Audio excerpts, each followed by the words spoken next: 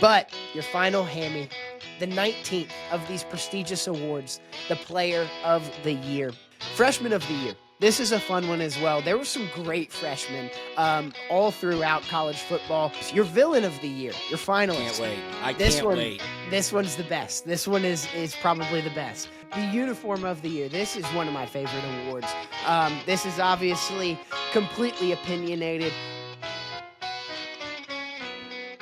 Ladies and gentlemen, welcome back to the Hammy Show, presented by First American Bank and Trust. This is the 11th Annual Hammys, college football's most esteemed awards, most coveted awards. We've heard of the Grammys. Well, this is the Hammys. We've heard of the Heisman Trophy, the Ray Guy Award winner. Speaking of, we have one with us. But I'm telling you, the Hammys are what everybody is seeking. This is college football's finest award. So, my co-host today, let's welcome him in. He is a first-team All-SEC selection in 2009, a 2009 first-team All-American, the 2009 Ray Guy Award winner. He is a former NFL punter, a finalist for the William V. Campbell and Warfel Trophy, recognizing off-the-field prowess. He is the host of the Punt and Pass podcast, a distinguished Carlilian scholar, a poor man himself.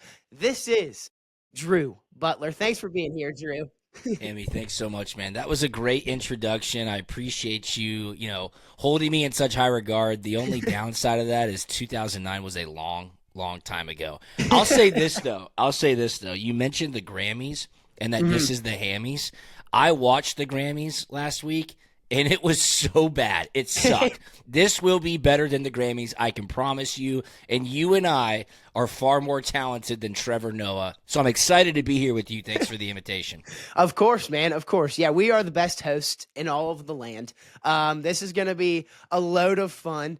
And, we're going to be 10 times better than the Grammys. So stay tuned, everybody. Stay locked in. This is the 11th Annual Hammys, and we are presented by First American Bank and Trust. We'll get an ad read out of the way real quick. These are the best people, the finest people in all the land, just like us, too. My big thing about service, banking, dealing with money is, of course, the people. And the people at First American are the best. They have gotten me off my feet and rolling in the Hammy Show, and we would not be here without them. So a huge shout out to First American Bank and Trust. But without further ado, let's get the 11th Annual Hammys kicked off with the Quarterback of the Year. Your finalist, out of Ole Miss, the legend who came from a D2 Ferris State, Trinidad Chambliss. Then, out of Georgia Tech, a transfer from Texas A&M, Haynes King, Mr. Superman himself. The Heisman Trophy Award winner, but we don't really talk about that too much, Fernando Mendoza out of Indiana. Then, the off-the-field character, to say the least, out of Vanderbilt, Diego Pavia. Then, the young superstar out of Ohio State, that is Julian Sayin. And finally, Rabun County's finest, Gunnar Stockton out of the University of Georgia. This is a loaded room right here. Quarterback play was exceptional all year long. There was guys just balling out, being dual threat, pro-style quarterbacks. But, Drew, talk about some of these guys for a little bit. Yeah, let's talk about him. Obviously, you start with Fernando Mendoza, your Heisman Trophy winner, undefeated season, national champion at Indiana, which is just hard to still even fathom, but congratulations to him, presumed to be the number one overall pick in this spring's upcoming NFL draft. So I'd be hard-pressed not to give him my selection for the Hammy. But going down the list, Diego Pavia, what a season he had for Vanderbilt. Vanderbilt just missing out on the college football playoff. Electric week in and week out. Big victories. Huge dramatic moments as well. I thought it was interesting, Hammy, the Senior Bowl just happened. A lot of talk around Diego Pavia being under 5'10", but I heard Chase Daniel, who's a former NFL quarterback, say, look, forget the height. He's the best performing quarterback at the Senior Bowl this week. Like, this kid can play. Now, is he going to be a first-round pick? Is he going to be a 10-year starter in the NFL? Probably not. But if he would just put aside, like, the wannabe Johnny Manziel stuff, I feel like he could be a great locker room guy and have a good NFL career and make a buttload of money. So I do like Diego Pavia. I just kind of want him to chill out on the tough guy antics. Gunnar Stockton, man, what a year he had. Obviously did not finish the way that Georgia wanted, but he stepped up in huge moments. And obviously Jake Fromm and I do punt and pass, and Jake Fromm said Gunnar Stockton's like a chameleon, right? He can grind it out and really run the ball and get tough and slow the game down when you need it. Or if it gets into a shootout, put him in shotgun and he can let it fly. So I think Gunnar Stockton coming back next year is going to put Georgia in a great position. And lastly, I won't talk too much about Julian Sayin, but Haynes King. Just so unfortunate how Georgia Tech's season ended. Hate that for him. Really hate that for him. However, he's obviously out at Georgia Tech now. But, man, he is a total stud as well. He was the main reason why they had such a good year for about 80% of the season. So, my Hammy goes to Fernando Mendoza. I don't think that's anything too surprising, but we did see some great quarterback play this year. Indeed, indeed. Yes, without further ado, your first winner of the 11th Annual Hammys is none other than Fernando Mendoza. It's hard not to give it to him. We Right. try and be a little different here on the Hammys, but we're talking impact. That's my big thing. The highest impact on your personal team. What is the difference maker? Are you the game changer, especially in the quarterback room? And Fernando Mendoza fits the bill in all of those categories. He leads the nation in touchdowns, 41 touchdowns on the year. But of course, the Heisman moment has to be in the national championship, diving Incredible. for it on 4th and 5. What would be the eventual game-winning touchdown? Just absolute showing his rocks. I mean, he is Yeah. a stud, and he won the Heisman Trophy for a reason. He wins the Quarterback of the Year for a reason. Like you said, Diego Pavia had an exceptional year. I can't really get past the off-the-field antics, and my grandfather is a Vanderbilt graduate, and he was all in on him until the Heisman ceremony when he has the F Indiana Yeah. stuff rolling around, and it's hard to look past that. But like you said, on the field, he's just a gamer. He It's has just funny. It's just funny because like his antics are the least Vanderbilt thing ever. So like the yeah. juxtaposition between your usual Vanderbilt friend that goes there or a Vanderbilt alumni, like Diego Pavia is on the complete opposite side of the spectrum of that, and he's the one representing Vanderbilt, which I think is just funny. It is hilarious. It really came down to these three for me: Mendoza, Pavia, and really Haynes King. I think Haynes King, impact wise, is the only Yeah, reason Georgia Tech won the amount of games that they did. He kept sure. them in it. His performance, not only through the air but on the ground, is I think what separates him from the rest of this crowd. Just like he is so tough. It is insane what he was doing, what Brent Key was asking of him. Basically everything. He was Yeah. he put the team on his back, but it has to be Mendoza, just an absolute stud. It's got to be Mendoza. And to your point about Haynes King, like even in week one when they had that victory, and then going into week what was it, 4 or 5 against Clemson. Obviously I'm getting my weeks mixed up, but you're sitting there watching Haynes King, and you're like, how on earth is he going to be able to do this for 12 weeks? And sure enough, that really kind of ended up being the demise of Georgia Tech's season. They just did not finish strong enough. And I think, I'm not taking anything away from Haynes King, but so much was put on his plate week in and week out. It just seemed like people seemed to figure it out. And that Pitt loss at home, man, that was killer. That really derailed their season. It did, and like you said, the Clemson game I think was their coming out party this season, and a heck of a season to Georgia Tech, their winningest one in countless years. I can't even Yeah, remember how long, but it was so hard to watch him just get the beat down every single week, and you knew that they had probably like a 10-game life, and it's a 12-game season, and if you make right, it into the right. postseason, Yep. um, you know. I don't know, but Mendoza is your quarterback of the year here on the 11th Annual Hammys. Let's get to the running back of the year. Our finalists are Mark Fletcher from Miami. An incredible run through the playoffs for the Hurricanes. Mark Fletcher was a catalyst for that Hurricanes offense. Ahmad Hardy out of Missouri. I loved watching this dude play. Yeah, He was stud. special. He was a stud. Then Kawan Lacey, another SEC guy out of Ole Miss, a historic run for Ole Miss through the playoffs as well. Kawan Lacey, a big part of that playoff run. And finally, Jeremiah Love out of Notre Dame. Of course, Notre Dame gets left out of the playoff, but Jeremiah Love was the backbone of the Fighting Irish this year. Guys, this one was really tough for me, and it came down to Love and Kawan Lacey. At the end of the day, those two dudes were probably the best two running backs in all of college football. I loved Mark Fletcher through Yeah. the playoffs. He was my favorite player throughout their run, throughout Miami's run. They got him going, and it seemed like they left him out of their game plan early in the season, and so he came on late. They took the pressure off of Carson Beck because he was throwing these interceptions, and they stuck to the ground game, and Mark Fletcher was a big one. But Jeremiah Love, an absolute stud as well. Kawan Lacey, Ahmad Hardy. This is a stacked room as well.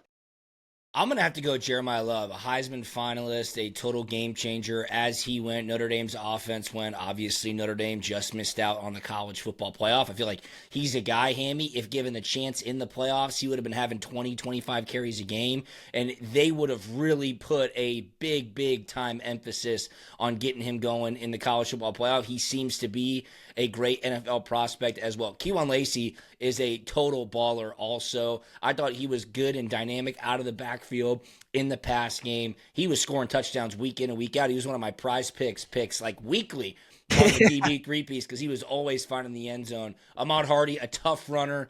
Missouri kind of fizzled out towards the end of the season. And Mark Fletcher, a great story, fun to watch during the playoffs. But I'm going to go with Jeremiah Love as my running back of the year. I respect it. He was, like you said, that's how their offense went in Notre Dame. It was all based on Jeremiah Love. And early in the season, much like Mark Fletcher, when the Miami Hurricanes got away from the run game, that's what happened to Notre Dame in those first two games when they went 0-2 to Miami and Texas A&M. Jeremiah Love was largely irrelevant. And for that reason, the Hammys goes to Kawan Lacey. There you go. It was my big thing was his turnaround in the Georgia games. In the regular season, Georgia's defense had not been playing up to par, up to their standards, the historic Georgia defenses that we've seen of recent. But they kind of figured it out in that second half, really in the fourth quarter, and they shut down Kawan Lacey. As good as Trinidad Chambliss is, Ole Miss's offense went through their run game first, and it started with Kawan Lacey, number 5. But he was shut down, and I think that was a huge reason why Georgia won. Well, he had a chip on his shoulder. He had a little revenge factor in him. Lane Kiffin leaves. He's like, I'll put the team on my back. I'll be the guy on offense. And in the Sugar Bowl, my play of Kawan Lacey's year that stands out to me is when he caught that little screen dump pass, and KJ Bolden is coming down like a freight train, a million miles an hour. He dislocates his shoulder, absolutely rocks Kawan Lacey. Kawan Lacey holds on to the ball and goes and gets the first down. I know. He is tough as nails. He is an absolute stud. I'll read off some stats. 306 carries. First in the entire country on amount of carries. 1,567 yards, that's third best. 24 touchdowns, that's second best in the nation. And 5.1 yards per carry. His stamina is what separates him as my best back in college football of 2025. It's interesting you say he led the nation in carries. Is that what you just said? Or he led the finalists in carries? So here's something. Conventional wisdom would tell you, if you're a general college football fan and you think of Lane Kiffin and Ole Miss's offense, you think high flying, you think spread offense, you think they want to score as many points as possible. But they have a running back who has the most amount of carries in the country. It also reminds me of like Ben Johnson in the NFL, Hammy. Ben Johnson, everybody thinks trickeration, gimmicks, what he did with the Lions. Now he's with Caleb Williams at the Bears. But they love to run the football. They do it with Monungai. They do it with DeAndre Swift because he knows, as does Lane Kiffin and Charlie Weiss Jr., if you can run the football effectively, everything else opens up from that. So I just find that to be an interesting observation. Yeah, I know. That's what I'm saying. Like the stamina of him, he was relied upon as the guy in Oxford, Mississippi, and he answered. He answered the bell every single time. So your running back of the year in the 11th Annual Hammys is none other than Ole Miss's Kawan Lacey. There you go. So, wide receiver of the year. Screw the Bolitnikoff.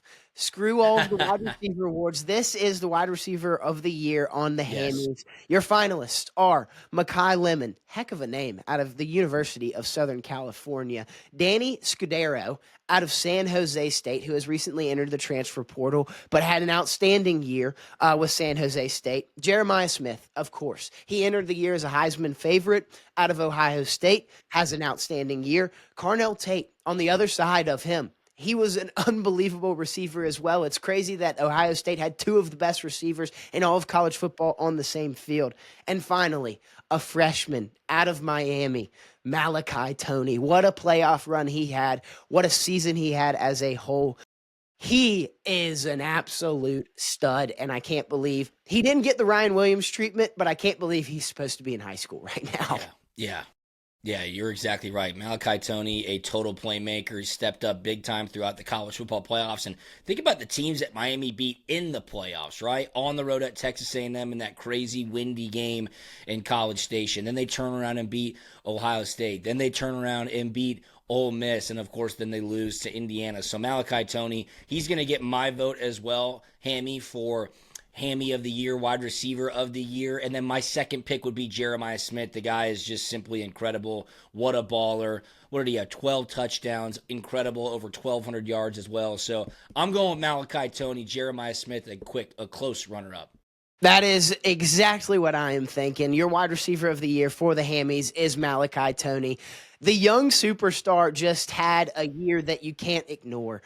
He led the nation in receptions, much like Kawan Lacey. The production from him was second to none. 109 receptions. Just crazy that Miami team relied on a kid that young to be the catalyst of that offense. His playoff run was amazing. He was the best receiver, one of the most electrifying players throughout this entire playoffs. But Jeremiah Smith, I saw this stat about halfway through the year. He had like 28 starts in college football, and he had 30 touchdowns. Oh, my goodness. I did not know that. Basically, if he walked onto the field, Ohio State was already winning the game 7-0, and it was because of Jeremiah Smith. So it's hard not to give it to him. However, when you think of head-to-head, Malachi Tony got the better of the Ohio State Buckeyes and of Jeremiah Smith. Yep.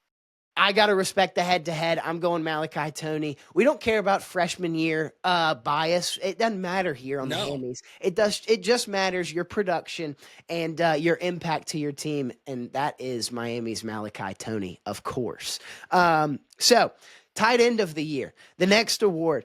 This one was a tough one because in years past, for 3 straight years, it was Brock Bowers. Freshman year, sophomore year, junior year. First ever 3-time Hammy award winner, correct? Yes, he is. Yeah, he is. And so since Brock Bowers, we really haven't seen somebody like that. Tyler Warren was exceptional last year for Penn State. That was an easy handoff. But this one was much more of a tighter race, in my opinion. So your finalist for the tight end of the year, Terrence Carter Jr. out of Texas Tech. Maybe not the most yards, the most touchdowns, but when he got the ball, 11.3 yards per reception, that was outstanding from a tight end. He was a big-time factor on Texas Tech's offense. Then Eli Stowers out of Vanderbilt. He was an absolute stud for the Commodores this year. And finally, Daquan Wright. Saw him play firsthand 2 times this year out of Ole Miss. He is a beast. He is massive. He is one huge human being. But what are your thoughts on these tight ends? You know, I'm gonna have to go with Eli Stowers. I mean, what he was able to do for Vanderbilt in comparison with Diego Pavia was really incredible. I mean, Vanderbilt was one of the best stories in college football all season long. Again, they had, if it was a 16-team college football playoff, they were going to be in the college football playoff. And I just think with Diego Pavia, as much of a playmaker he is, the best security blanket for a quarterback is a great tight end. That's exactly what Eli Stowers was. 62 receptions. That's 50th nationally and second among tight ends per my Hammy's research department right here. So I think it is Eli Stowers from Vanderbilt as the tight end of the year. You read my mind. It is Eli Stowers, your tight end of the year here on the Hammys. 62 receptions, just insane. Tied 50th nationally, like you said. Second among tight ends, 769 yards. That's tied for 76 nationally. He just was a stud. Like you said, a security blanket. I think we go to Brock Bowers because he is the standard of a college football tight end, really of any tight end at any level, because he's balling out with the Raiders too, even though the Raiders suck. But we saw it with Carson Beck last year in 2024. he loses a guy like Brock Bowers, he loses that security blanket, and he Yep. doesn't have the year that he had in 2023 when he had Brock Bowers. That's what Eli Stowers was at Vanderbilt for Diego Pavia. Not only that, he was a great run blocker. He is consistently involved in the play, even if his hands aren't on the ball. Eli Stowers is going to be playing on Sundays. He's going to be a high impact player. So Eli Stowers is, of course, your tight end of the year here on the Hammys. Defensive player of the year. This was a really fun one. I Yeah, love this is a good one here. this is probably my favorite award because the defensive player of the year maybe doesn't get all of the highlight reels like these offensive players. But you can also select from any position, whether it's a defensive lineman I that is like that. dominating, whether it's a linebacker that is not only in coverage but getting to the quarterback, or a secondary player, a safety, a corner that is just racking up interceptions. So this one was a really fun one to choose from. Your finalist for the defensive player of the year, CJ Allen out of the University of Georgia, a leader in the locker room is, I think, his best trait that stands out. Maybe not on paper, but you can see it on the field. David Bailey out of Texas Tech, just an outstanding year, led the nation in sacks with 14 and a half. Reuben Bain, the defensive lineman out of Miami, a hell of a run through the playoffs, dominant in those 4 games that the Miami Hurricanes had through the college football playoffs. Caleb Downs entered the year as probably the favorite in the Heisman race Yeah. among defensive players. He has been the best cover safety in college football for the past 3 years. He's going to be playing on Sundays. And then his teammate, Arvell Reese, Ohio State's linebacker, also an exceptional year. Crazy, once again, that 2 of the best defensive players in all of college football are on the same field with the Ohio State Buckeyes. And finally, Jacob Rodriguez. What a story from him. His wife, a Black Hawk helicopter pilot, but he was also Unbelievable. just a baller on the field.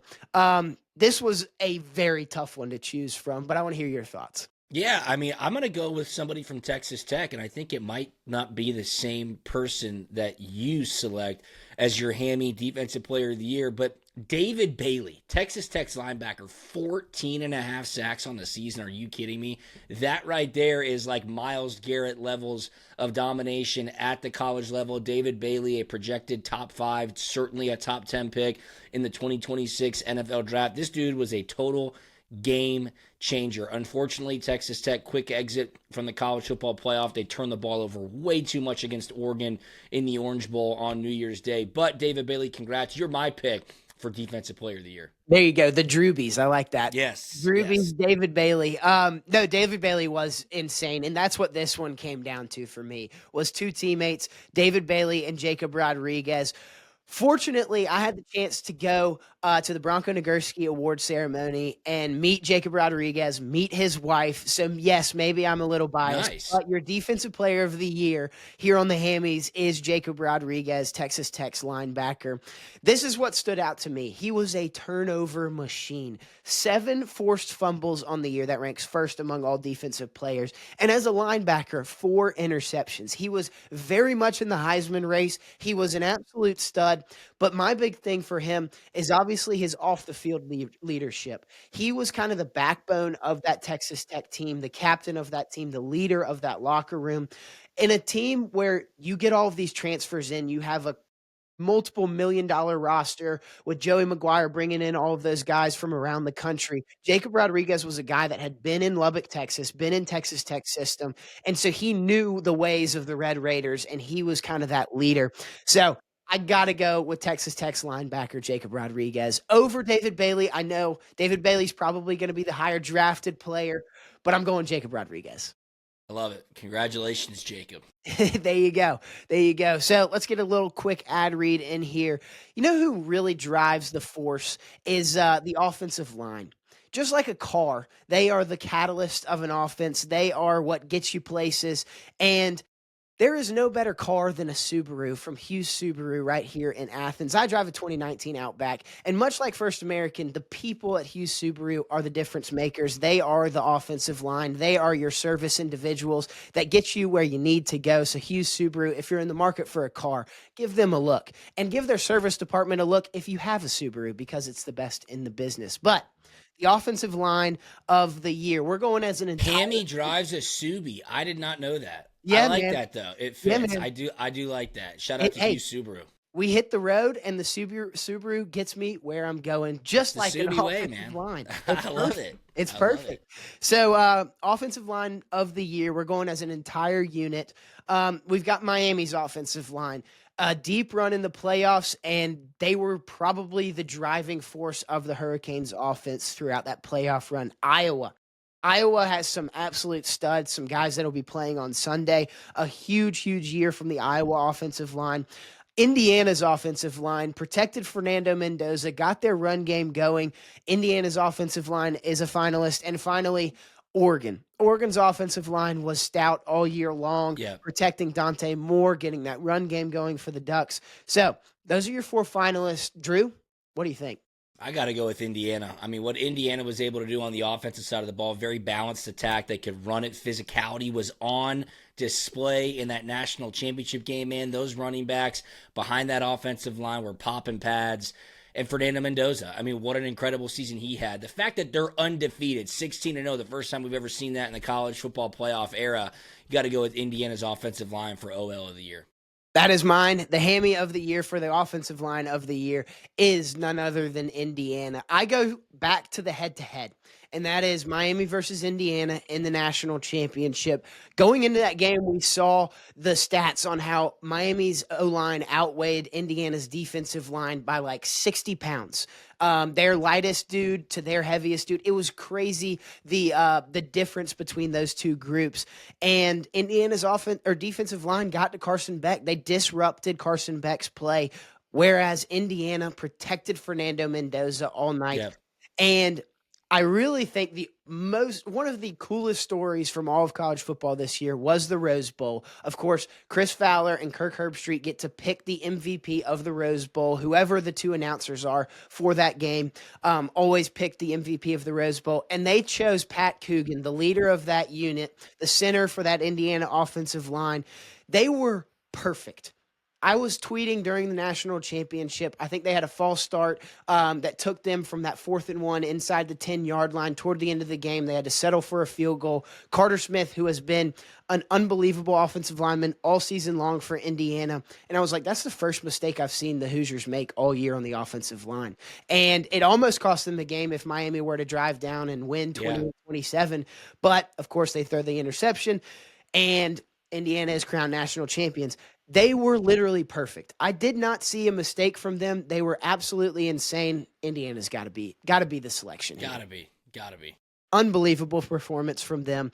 So, your special teams player of the year. This is the one where I reached out to you because Yes, you did. You are the savant in special teams player, and this one was a tight group as well. We went 3 kickers and a punter. So your finalists are Lucas Carniero from Ole Miss, the kicker who was just Stud. tough as nails. He was clutch as clutch could be when it came down to the moment being on his shoulders. Nico Radicic out of Indiana, the kicker, 16 of 17 on the year. A huge year from him. He was an absolute weapon for the Hoosiers all year long. Then Tate Sandell. We saw storylines all year coming from Booty him shorts. with the booty shorts. Sandell out of Oklahoma, a big-time clutch kicker as well. And your only punter, of course, it's got to be the Thunder from down under. Australian, Georgia punter, Brett Thorson. So there's your finalists. Drew, give it to me. I'll just kind of run through these, tell you who mine is. It probably will not surprise you who I'm going to pick as my special teams player of the year. But Lucas Carnero, Ole Miss's kicker, I mean, what a performance this guy had all season long, but more importantly in the college football playoff. Reports were that Lane Kiffin and LSU were trying as hard as they could to get him in the portal. They were going to pay him close to $500,000 to come kick for the LSU Tigers next season. However, he's staying at Ole Miss.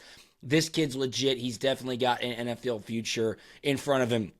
Nico Radicic, extremely consistent for Indiana. That's what you need, and it obviously helped out. They went undefeated national champions on the season. Tate Sandell with the Daisy Dukes booty shorts. Look,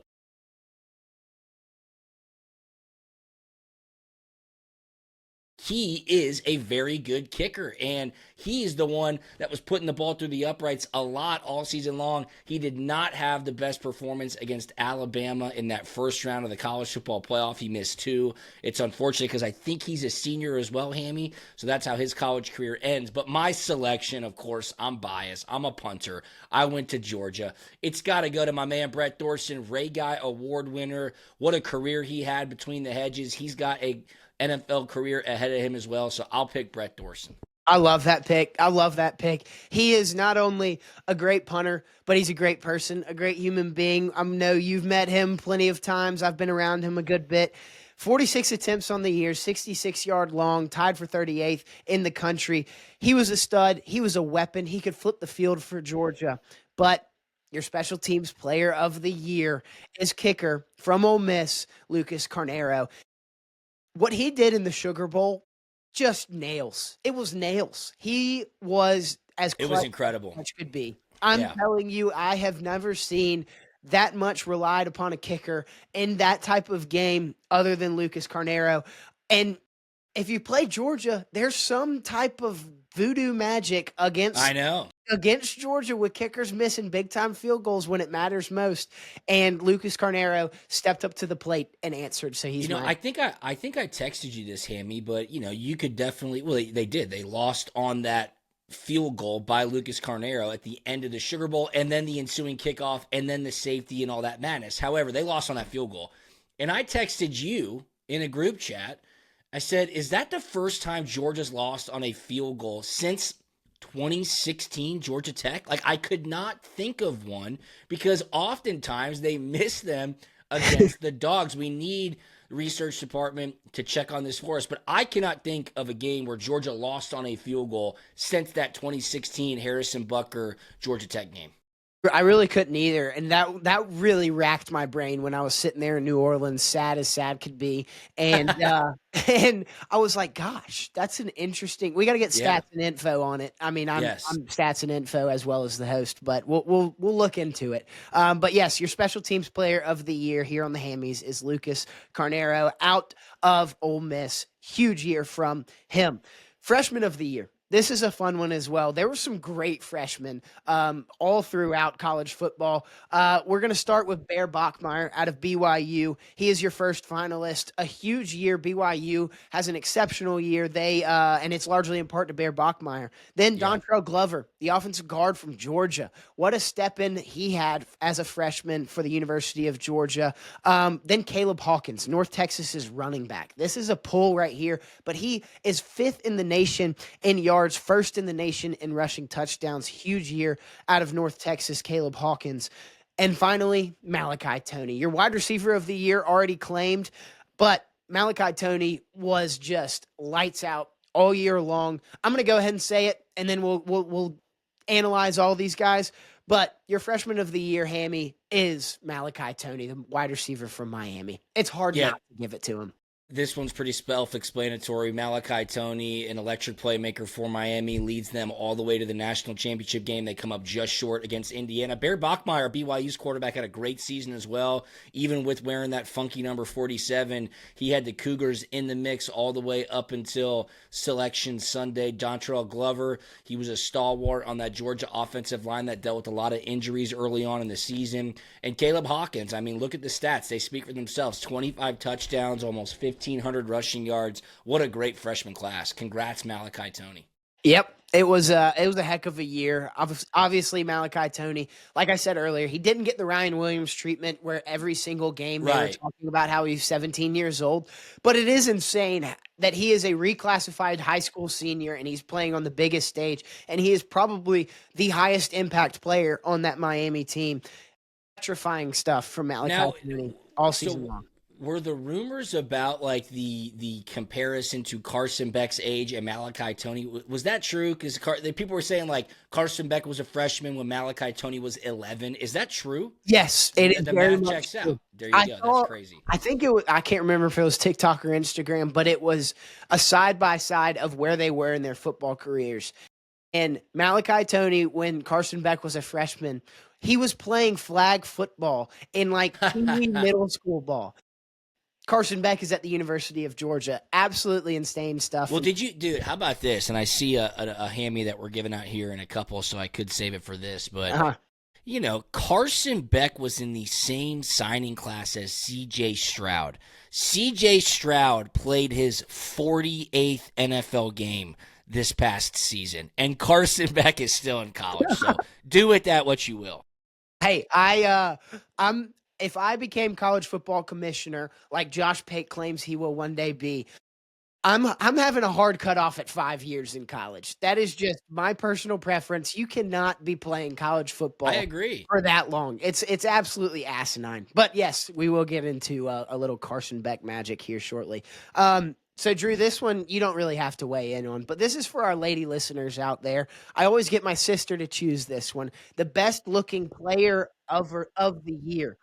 Now, I have no input on this, and you can have input if you'd like to, but I'm Googling him now. so your best looking player of the year, I'm not even throwing finalist out there. She just threw me one, and it is Sawyer Robertson, the Baylor quarterback. He had an outstanding year on the field. Baylor was a pretty good football team, but Sawyer Robertson out of Baylor is your best looking player of the year. Drew, any thoughts? Really? Yeah, I'm looking at it now. A good-looking fella. I mean, I feel like this tells me more about your sister than it does Sawyer Robertson. So yes. Maybe she's got a type. Yeah, maybe. Maybe. The hair kind of looks like mine. I'm just saying. It actually does. That's really funny. Yeah, that's pretty funny. Correct. Hey. I'm not. Yep. That's enough on the best looking player of the year. The uniform of the year. This is one of my favorite awards. This is obviously completely opinionated, but your finalist. These are two consistent finalists in this here award. The Army alternates for the Army-Navy game, America's game, absolutely outstanding. They've got a hint of the Arlington Cemetery marble tombstones in the uniform, the Old English font. Heck of a uniform from Army for America's game. Then the Navy alternates. Both uniforms in the Army-Navy game recognize 200 years of service and sacrifice to the United States of America. Just a badass story all the way around from the Army-Navy game and the uniform game. The Oregon Grateful Ducks. This was a special one. Very cool. Oregon is consistently in this race. Oregon has the greatest uniforms. They could be the winner every single year, but these Grateful Ducks ones, they really stuck out as a good uniform, and they look pretty damn good on the field as well. And then Texas Tech's 100th anniversary uniforms. These were awesome. We're obviously red and black fans, and Texas Tech did these throwbacks perfectly. They were outstanding. And finally, Tulane's New Orleans-inspired City Edition uniforms, baby blues, exceptional stuff right here. Drew, I don't know if you've seen all of these, but give me your take. I do. I mean, Army, Navy, Army, whatever you want to call it. Such a great game. I really hope that it is protected as such as we continue to expand the college football playoff or just commercialize college football as a whole. It's great. They always love to bust out the new jerseys, so I always appreciate seeing what they cook up. Shout out to Army and Navy for their alternates in this year's America's game. I saw the Texas Tech 100th anniversary. Texas Tech, they were one of the best stories all season long. It seems like they were a little bit more muted on the national stage. I wish they would have played better in the Orange Bowl, but I like those jerseys. I did like the Tulane City Edition Baby Blues as well, but I'm going to go with the Grateful Ducks out of Oregon. Look, Hammy, I know our audience base. I know what people like to get into in Athens, Georgia. It's the Grateful Dead. It's widespread panic. These jerseys were sick. I thought it was really unique that they were bringing that into the fold with the Nike collaboration at Oregon, so I'm going to give mine to the Oregon Grateful Ducks. That's who it came down to for me. Oregon's Grateful Ducks uniform. Yes, the tie-dye numbers were awesome, but the Grateful Dead skull on the shoulder patch, and they made it a duck. Like it had the duck bill. That was the coolest logo I've seen in college football in a very long time. Huge shout out to the Oregon Grateful Ducks. But your hammy for uniform of the year, it has to go to Tulane's New Orleans inspired City Edition jerseys, hand painted helmets. They've got the tiles in Tulane like they have on the streets. They had the fleur de lis on the shoulders, going across the shoulder pads. I love Tulane's color scheme. The baby blue and the green, it just works. It's awesome. The green wave, great uniforms, great year from Tulane. John Summerall, of course, going to Yeah. Florida. But these were a highlight of their season. They were awesome uniforms. I loved the city editions, baby blues from Tulane. Are you a big New Orleans guy? Well, not anymore. Well, I mean, Um, obviously, but in college, like, did you go down there? Is it a place where you enjoy to go party? I mean, I was never. I mean, we played in the Sugar Bowl, that was it. But like, I've only been to New Orleans once in my life. yeah, I mean it was super fun in college, and it's fun for 48 hours when you go for formal, but that's it. Like Were you in a it's fraternity? yes, yeah. So I Which was a K. We went to you were formal a down KA? there Yeah, of every course you single did. year. Well, actually, my freshman year we didn't have it because of COVID. Terrible year to come into college, but Yeah, um, that's brutal right there. brutal, brutal. But New Orleans is fun. And then the past two times, I've obviously been for the Sugar Bowl and just brutal losses. A terrorist attack survived Yeah, that. I yeah. mean, so my New Orleans taste in my mouth is It's been very tainted. soured. It is Yes, very yes. soured. But I love the New Orleans atmosphere, the vibe, the characteristics of The the food, city, the food, of course. the And I just drank. thought, yeah, the drank, of course. But the hand painted helmets for these Tulane city inspired jerseys were awesome. Love it. So your uniform of the year on the Hammys, Tulane New Orleans inspired city edition baby blues. Your villain of the year, your Can't finalist. wait. I This can't one wait. this one's the best. This one is probably the best. All right, Carson Beck. He's got to be a villain. He entered the year as one of the most hated players in all of college football, especially here in Athens. But then he got the entire TikTok universe hating on him because he got dumped by one of the Right. twins. I mean, it's crazy. So Carson Beck definitely in the running for villain of the year. Then the playoff committee. The college football playoff committee is a consistent, a frequent flyer here in the villain of the year award. Nobody can ever be pleased. It's the committee has to be here. Then Brian Kelly. Brian Kelly got a lot of hate from LSU, but then what I think was the really deciding factor that put him in the running for this was what happened after he got fired. All of the stuff that came out, the stories that came out of how shitty of a dude he was. He's got to be a Yeah. villain. And two more. Lane Kiffin, definitely up there. Sure. Probably Always. the Perennially. craziest saga of coaching carousel we've ever experienced in college football. And finally, the antithesis of the college football playoff committee, villain of the year, Notre Dame. Notre Dame foregoes their bowl game and everybody just hates on them. They cry, their babies. It just pissed me off. They've got to be in the running for this. Let's hear your villain of the year. Carson Beck. I mean, there's no question about it. It's Carson Beck. And, he had a good end to the season where he wasn't turning the ball over. He was kind of doing exactly what he needed to do to continue helping Miami win games and get deeper and deeper into the college football playoff. But such is life. Things end and they rhyme and they just have a way of kind of coming full circle. And that's how Carson Beck's career ended. An interception against Indiana with a chance to win the game. He walks off the field. He doesn't shake Fernando Mendoza's hand. Earlier on in the season, he's blaming wide receivers and coaching for interceptions. He just can't help himself. And I've said this time and again, like, I just wish he had a little bit more awareness or some people around him telling him, hey, if you want to be a quarterback in the NFL, if you want to take your game to the next level, because he's got all the intangibles, we know he's a talented quarterback. All he's done is win. The fact that he's leaned into the woe is me story, facing adversity, I've gone through so much.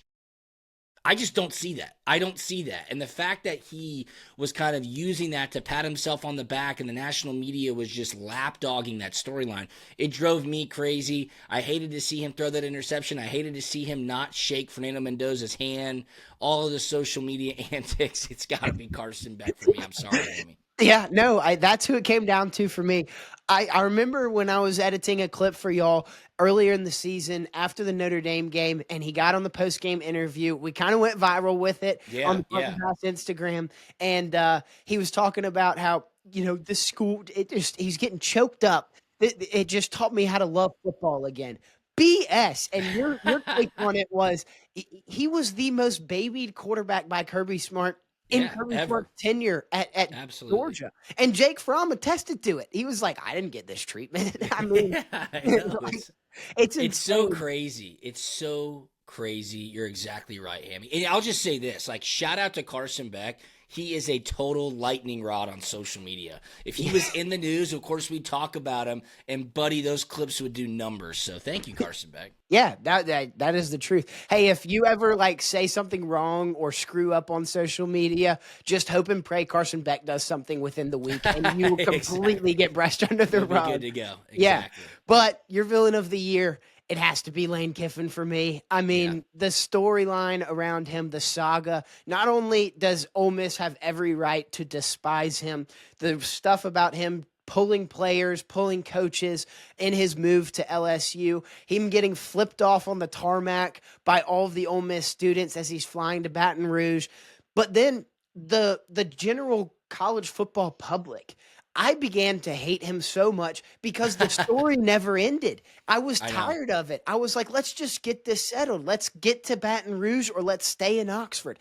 I got so tired of it. Lane Kiffin, the Ole Miss, they have every right to hate him, and I am completely on their side. I was, obviously super sad to see us lose to Ole Miss, but I wanted to see Ole Miss go all the way with Pete Yeah. Golding and just slap Lane Kiffin right in the face. I will say this: Week 3 of next year, LSU Ole Miss game, that's going to be cinematic. It is going to Cinema. be awesome. No doubt. So your villain of the year has to be Lane Kiffin for me, but Carson Beck, a very, very close second. There you go.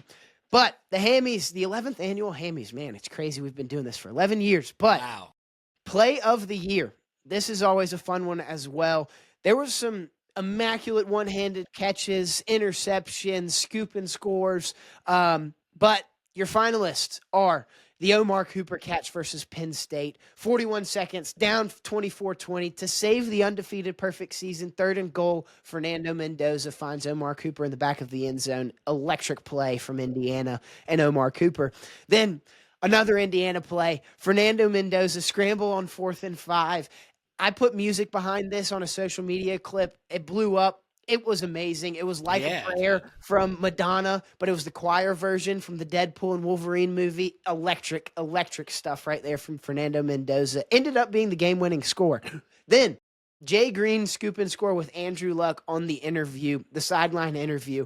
I don't know if you saw this play, but it was awesome. Stanford, obviously not a relevant team in the college football landscape, but as Andrew Luck, the GM, the whatever he is, president of football at Stanford, is getting sideline interviewed. Jay Green gets a scoop and Yes. score and Yes. runs right behind him. And Andrew Luck on the interview is like, oh my God, go.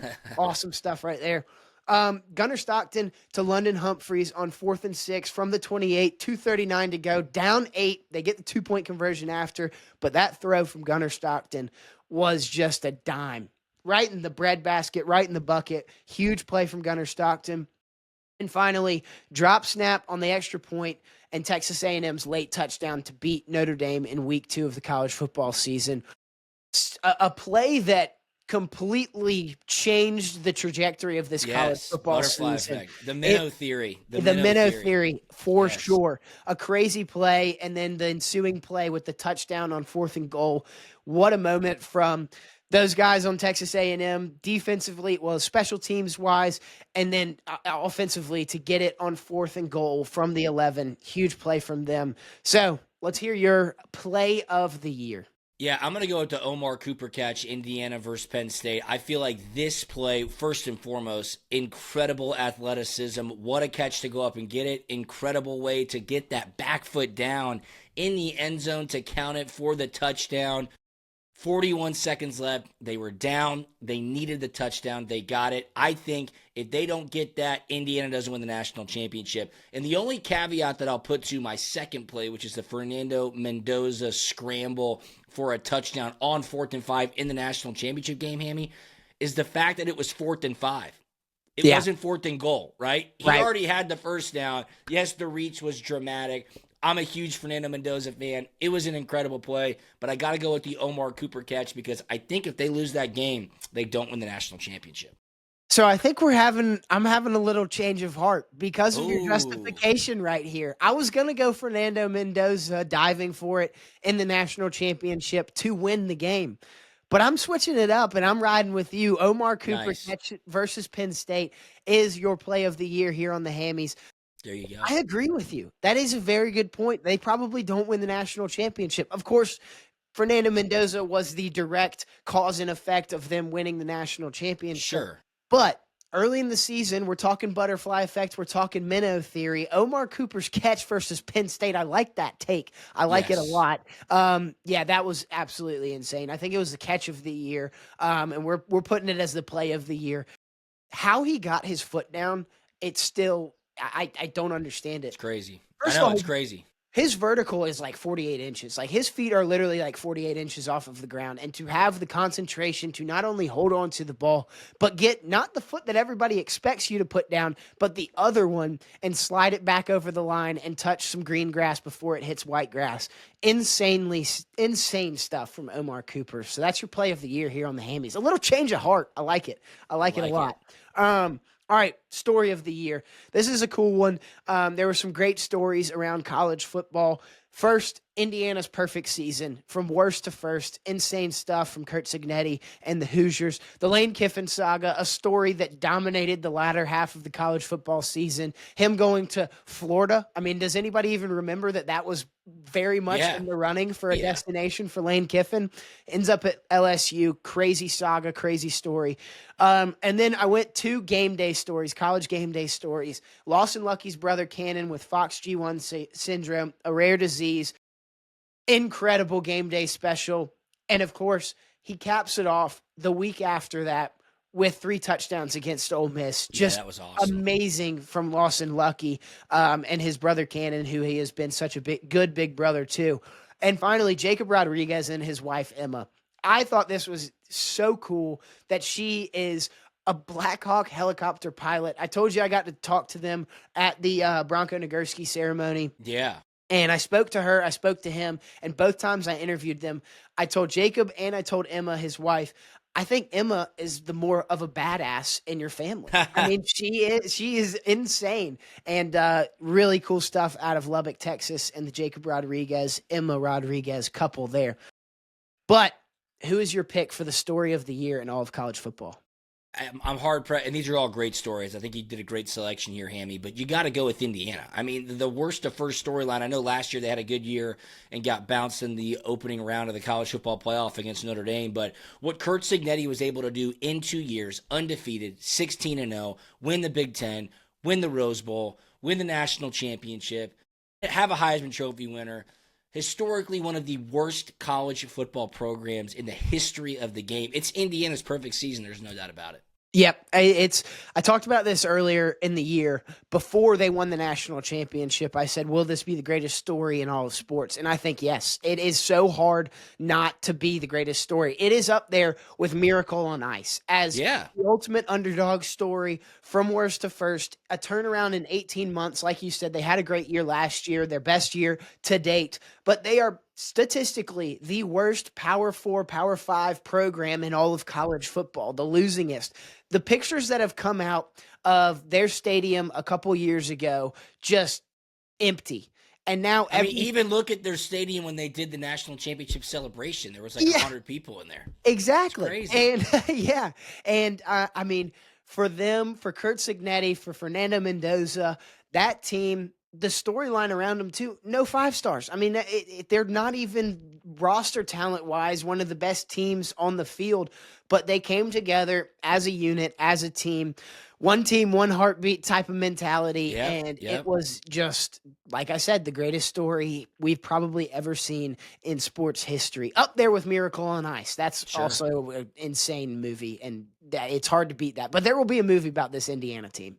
There you go. There you go. Have you seen the new Netflix documentary on the Boys of 80? I heard it's incredible. I've not watched it yet, but they say it's a must see. No, I have not. I watched Miracle 2 nights ago to get ready for the Winter Olympics because for Yeah. the first time since 1980, the United States has a real shot at winning gold at the Winter Olympics, which would be awesome.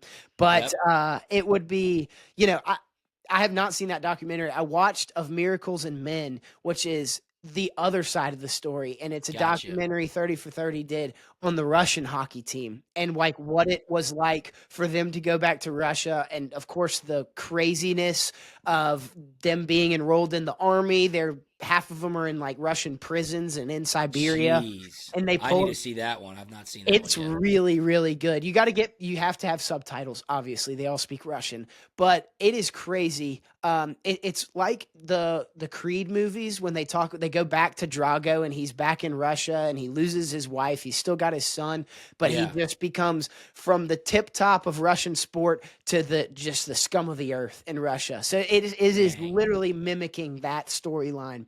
But yeah, Miracle, great movie, great story. Indiana's up there though. Craziness from college football this year.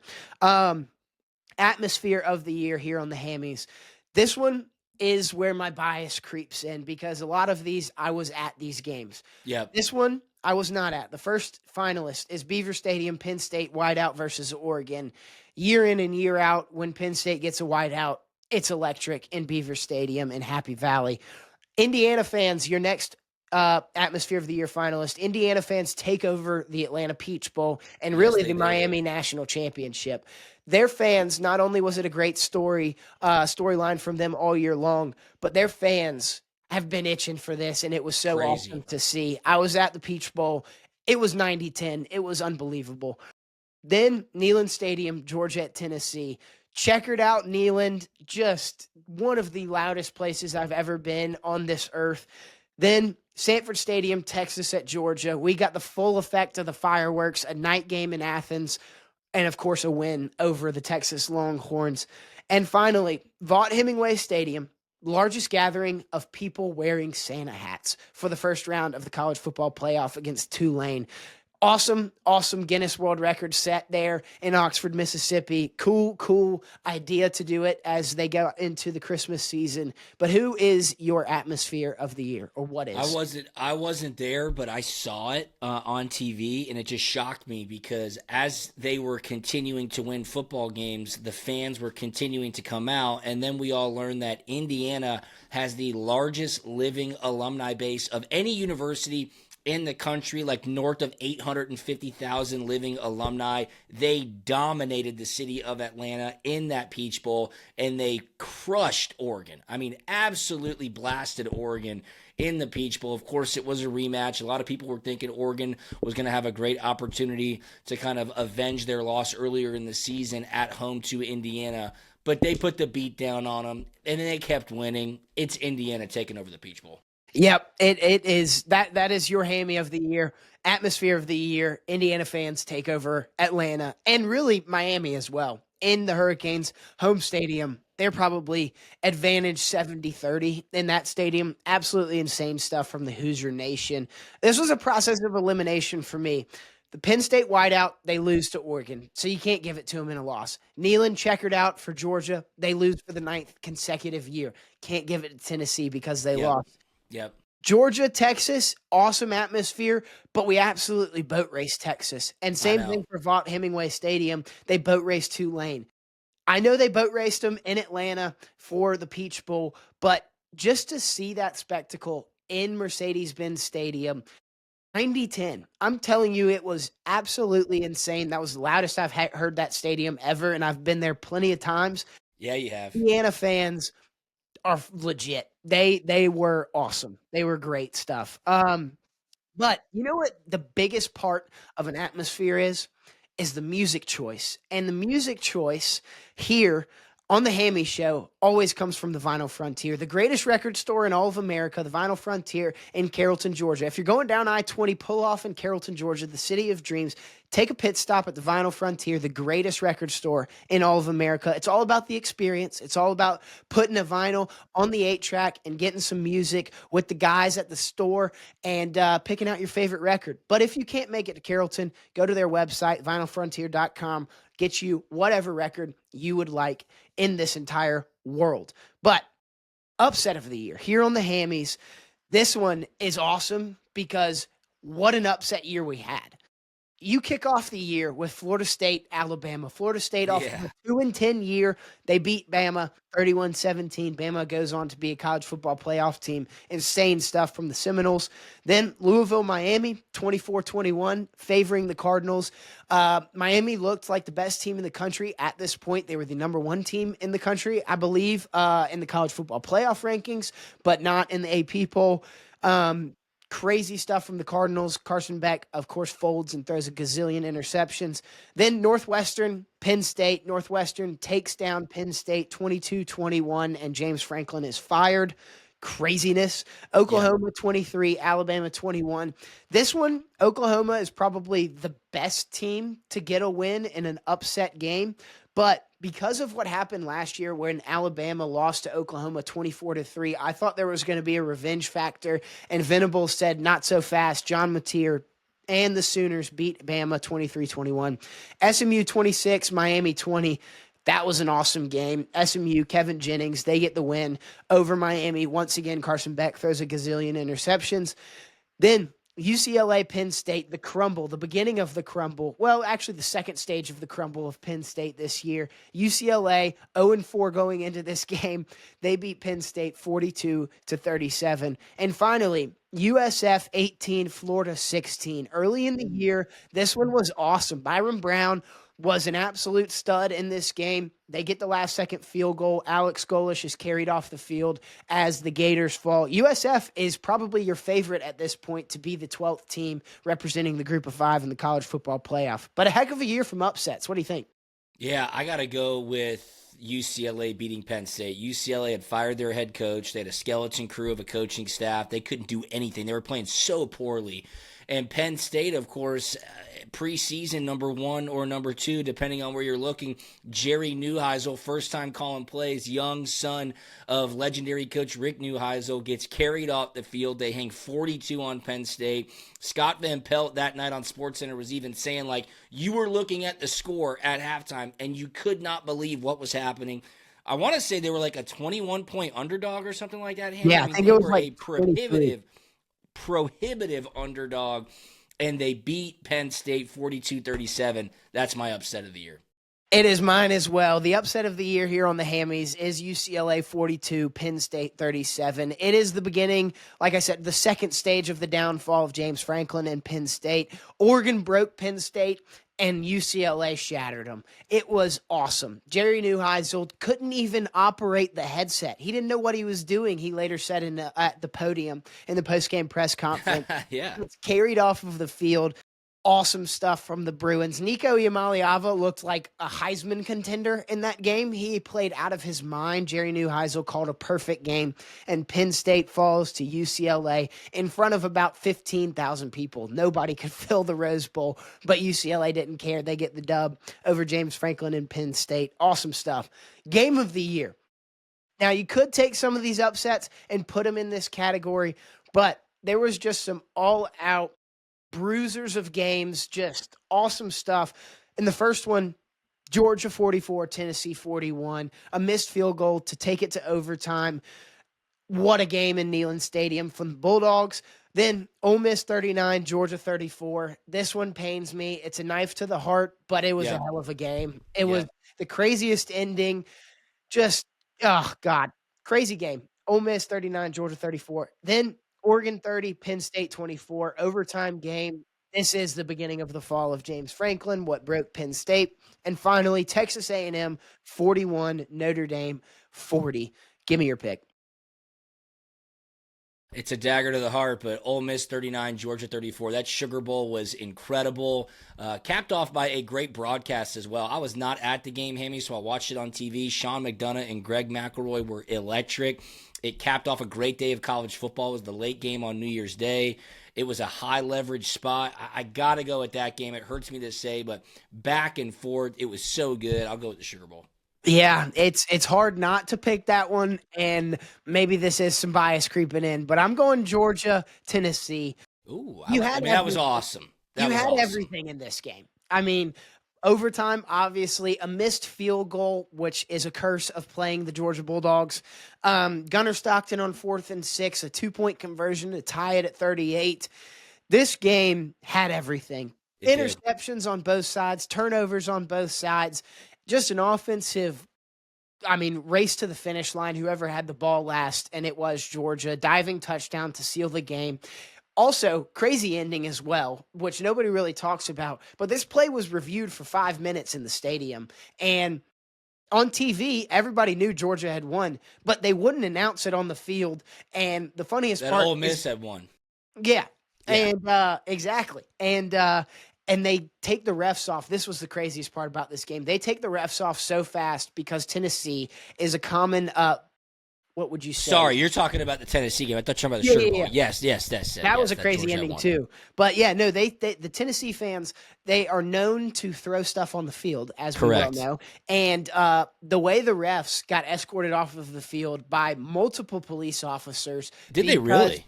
oh yeah, when they announced that Georgia had gotten the touchdown in overtime to win 44-41, I've never seen refs move that fast. Not even in game, running down the sidelines to catch somebody. It was nuts. Huge game from them. I like the pick. I respect the pick of the Sugar Bowl, but man, I couldn't do it. I couldn't do it. Georgia 44, Tennessee 41. Game of the year here on the Hammys. All right, fan moment of the year.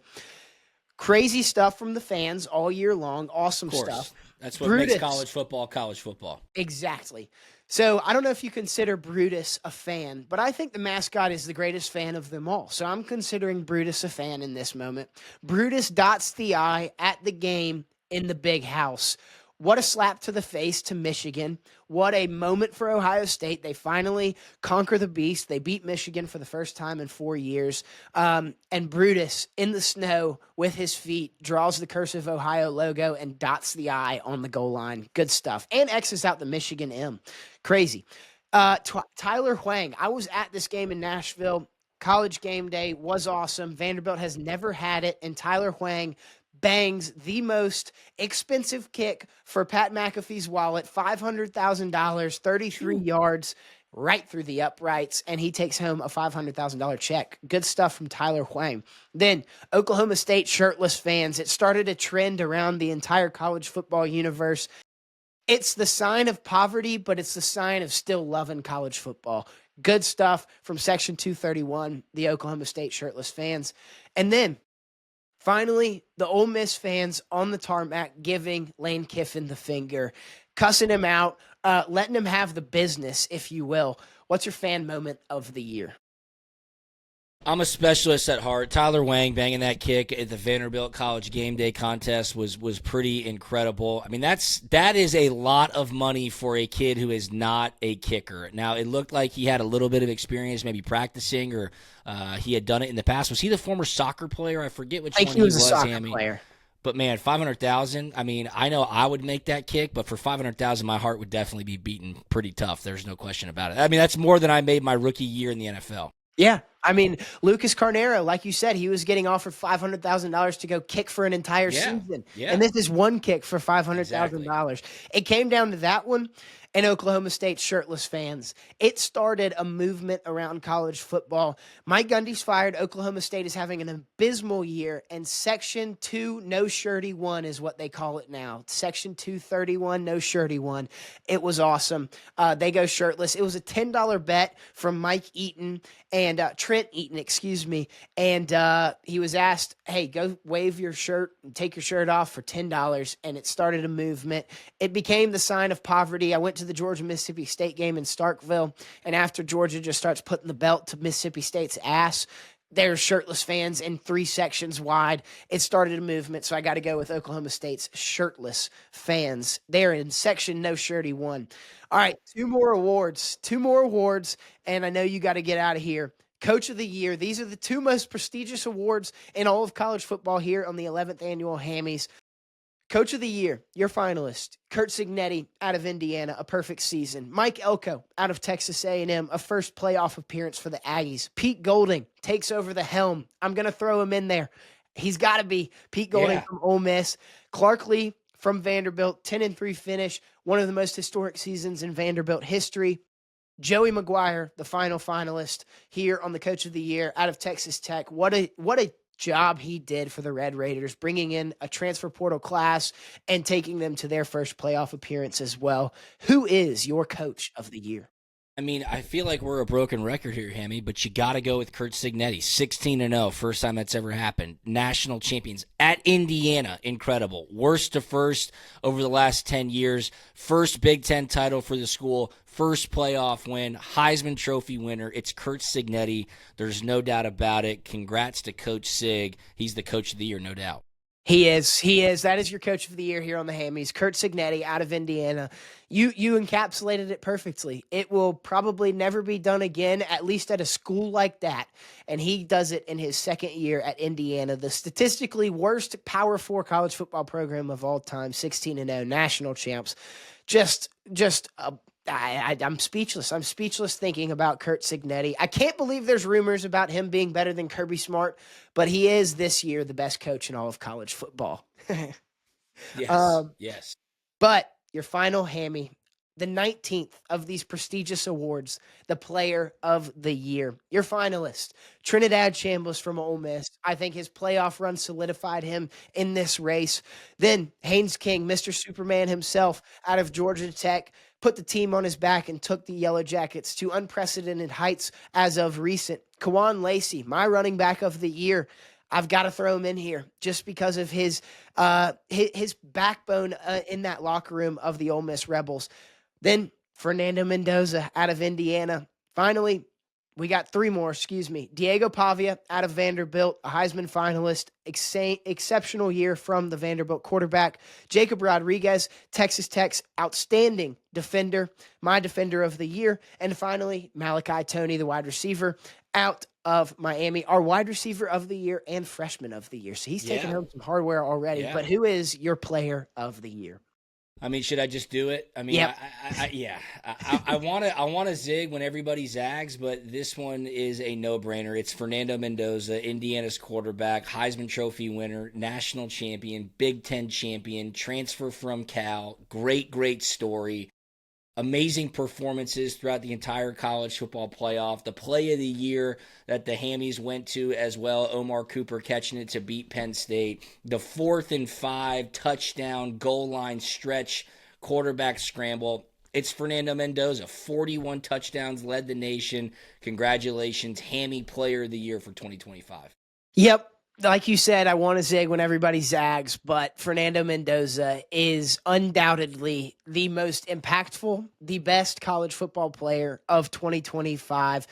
It really wasn't even a competition. It's so hard he ran away with it. He did. His overall persona, his overall characteristics off the field, this is high impact on the field, but just who he is as a person, his story, his mother. He is an amazing human being. I love Fernando Mendoza. Wish him all the best in the NFL. But that does it for us on the 11th annual Hammys. Drew, what a show. This was 10 times better than the Grammys. It was without a doubt 10 times better than the Grammys. There's no question about it. I'm honored to continue to be invited as a co-host for the Hammys. Hammy, you're my guy. I'm proud of you, man. You've been crushing it. Your social media is on fire. The Hammy Show is on the up and up. There's no doubt about it. So thank you, my friend, and congrats to you on another great year of college football content and another year of the Hammys. I appreciate it, Drew. You are always the best. You are always the first quick to respond to come join me, and it is always a pleasure to host these Hammys with you. An exceptional year, 19 prestigious trophies there you go. On the 11th annual Hammys. Drew, once again, thank you so much. That does it for us. This is the Hammy Show presented by First American Bank and Trust. I'm your host, Hammy Culpepper, co-hosted today by Drew Butler. And once again, this is the 11th annual Hammys. We will see you next time. Ladies and gentlemen, ham it up.